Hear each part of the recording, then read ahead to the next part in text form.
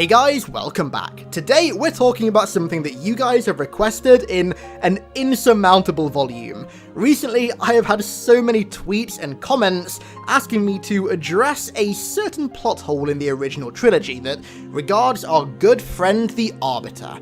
Why he was never infected by the Flood, despite having no protection or filter to prevent him from inhaling air that was densely packed with Flood spores.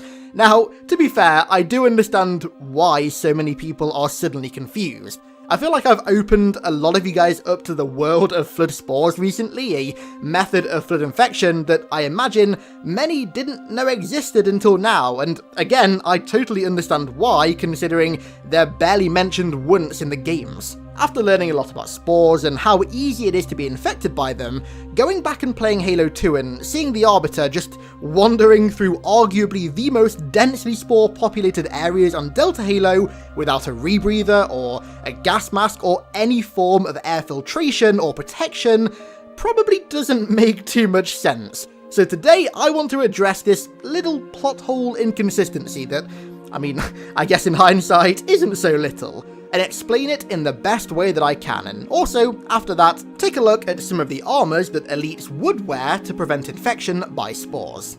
So let's get straight to the point. What's the explanation? Well, I'm afraid to say that there is no explanation. Well, there is one, it's just not a canon explanation. Just like many other things in the original trilogy, the main reason why the Arbiter was never infected was simply poetic license. It would have made absolutely no sense whatsoever for him to be infected at any point during the original trilogy, and therefore, he wasn't. Pretty simple. Now, make no mistake, I'm not saying here that the Arbiter shouldn't have technically been infected.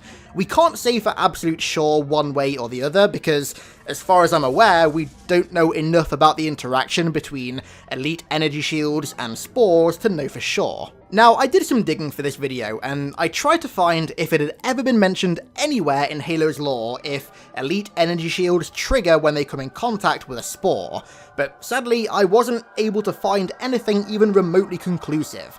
The Arbiter shields never flare up in a spore-heavy environment like they do when they're hit by a bullet or an infection form, so maybe spores are too small for the shielding to pick up on? That, or it could just be another case of poetic license. Imagine how annoying it would have been if your shields were constantly flaring up during Sacred Icon. I think it's safe to say that that wouldn't have exactly made for the most fun gameplay experience. However, for the sake of diving even further down the rabbit hole, let's say that shields don't defend against spores, and that Arbiter was exposed to them at all times, which, to be fair, is what the games make us believe. Why wasn't he just given a different set of armor that protected him from inhaling spores?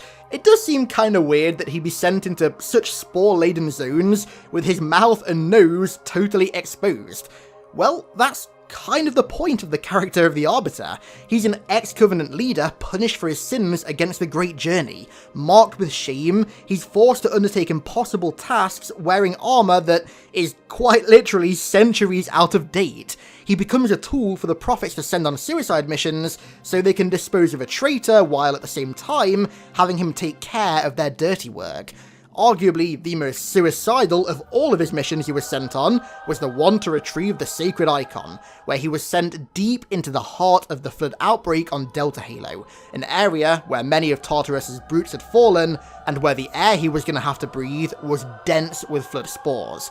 And yet, despite lacking proper equipment, he overcame the overwhelming odds and succeeded. The whole story arc of the Arbiter in Halo 2 and Halo 3 is how, despite all of these handicaps and despite how many times he gets knocked down, he always rises above it all and, in the end, ends up the victor. If he was properly suited with, a special biohazard combat harness and helmet to undertake these Flood missions, it'd water down the significance of him succeeding and also would completely go against his role as the Arbiter. Him being undergeared was done on purpose. He was given armor that was quite literally centuries out of date and noticeably worse than modern combat harnesses on purpose by the Prophets. Whether they knew about Flood spores or not wouldn't have changed that. And this leads very nicely into my final reason why he wasn't infected. Halo's lore simply wasn't anywhere near as established back then as it is now. One of the main reasons that aspects of the original trilogy have become sort of questionable over time is that as Halo's lore has expanded and as the universe has gotten bigger, some things that were never really meant to be explained have been, both purposefully and also accidentally. Flood spores just happened to be one of these things. They were barely touched on in Halo 2, and the Halo graphic novel that came out 2 years later was really the first thing in Halo's lore that showed what they actually did. When you combine the lack of lore surrounding spores with how famously bad Halo 2's development was, everything just starts to make a bit more sense. Even by the time Halo 3 came out, the only lore that spores had was still from the graphic novel, and the only mention that they get in-game was Artas Radum's iconic line. One single flood spore can destroy a species. But still, that didn't add anything to their lore, and to be honest, for all we know, he could have just been referring to infection forms and not spores. And so, ultimately, the primary reason that Arbiter was never infected by inhaling flood spores was simply poetic license. It would have been monumentally stupid to kill off a new main character by having him breathe the wrong air. Not that I'm saying that it's not a good way to kill off any main character in the future, that's definitely not the case, I'm just saying that it made no sense at the time. There's also the fact that him overcoming overwhelming odds by going into a zone that was heavy with spores without proper equipment and then coming out the other end perfectly okay was a vital part of the Arbiter's story arc. And when you factor in how little spores had been fleshed out in the lore at the time, it all just starts to make a bit more sense. Alrighty, so let's round off the video by just taking a hypothetical look at some of the armors that Arbiter could have worn to protect him from flood spores. What we're looking for here is any helmet that comes completely sealed. So, in Halo 3, there's quite a surprising number of helmets that could in fact negate the effect of spores. Firstly, the Assault Helmet, a reissue of elite pre-Covenant assault armor. The helmet comes fully sealed and is reinforced with aligned composites that effectively preserve the structural coherence of underlying tissues. Secondly, the Flight Helmet, a sealed helmet equipped with a hyperwave link which allows its user to interface with ships easier. Although primarily designed for EVA, being a sealed helmet means that it's ideal for environments packed with spores. Thirdly, the Ascetic Helmet, a sealed and extremely badass looking helmet that's derived from an ancient order of ascetics, a deeply religious order of elites that post-war dedicated themselves to hunting down the brutes. And lastly, for Halo 3, we have the Commando Helmet, a helmet that is issued only to those elite enough to be given the rank of Commando in the Arbiter's Swords of Sanghelios. And lastly, let's just take a look at a few of the helmets from Reach that could also get the job done. Firstly, the Special Operations Helmet, used only by Special Operations elites, believe it or not.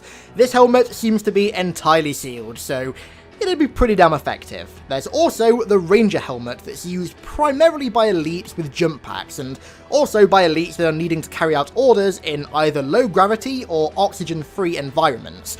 Needless to say, this helmet would be perfect. And lastly, the Ultra Helmet, another sealed helmet that would get the job done perfectly. And lastly, I want to give an honourable mention to what is hands down the coolest piece of elite armour ever made, the Silent Shadow Armour. The helmet comes completely sealed and even has a visor inbuilt too, so it kind of works a little bit like Mjolnir. I seriously hope that one day we get to see this armor in game. I mean, hell, maybe even in Infinite we can wear it. That is, if playable elites are in the game. 343 please. And so, that's it. Hopefully I managed to lay to rest any concerns or queries or wonders as to why the Arbiter was seemingly invincible to the Flood during the original trilogy. If there's any other weird plot holes in Halo's lore that you want me to cover, then please leave the suggestions down below in the comments, and if you see any ideas that you like, then leave that comment a like so I don't miss it. Given all the Resident Evil hype right now, I figured that now was the perfect time to announce that in the next video, I'm going to be pitting the Flood against the legendary T and G viruses from Resident Evil, to see which zombie virus would come out on top, so look forward to that bad boy popping up on the channel within the next week. So I want to thank Installation04, that's a pretty iconic name, and also everybody else over on Patreon for the generous support. Thank you guys so much for watching, I really do appreciate it, and I'll catch you in the next one.